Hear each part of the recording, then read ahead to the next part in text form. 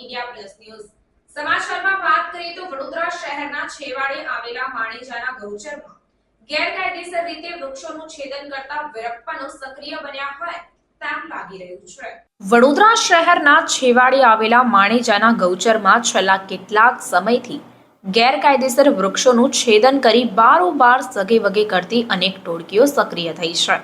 માણેજાના સ્મશાન પાસે આવેલા ખુલ્લા ગૌચરમાં બેરોકટોક વૃક્ષોનું છેદન કરતા વિરપ્પનો પર કોના ચાર હાથ છે તેવી લોક ચર્ચાઓ ચાલી રહી છે। સમગ્ર માણેજા પંથકમાં આ ચર્ચાઓ ઉઠવા પામી છે।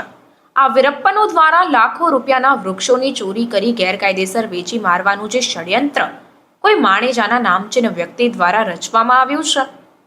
માણેજા ગૌચરના વૃક્ષો ગેરકાયદેસર કોઈ પણ જાતની પરવાનગી વિના રણુના વેપારી રફીક દ્વારા કાપવામાં આવ્યા છે। જાગૃત નાગરિક દ્વારા મામલતદાર તેમજ વન વિભાગને જાણ કરાતા નાસભાગના દ્રશ્યો સર્જાયા હતા। તો હવે જોવાનું એ રહ્યું કે માણેજાના કેટલાક મોટા માથાઓના નામ બહાર આવે છે।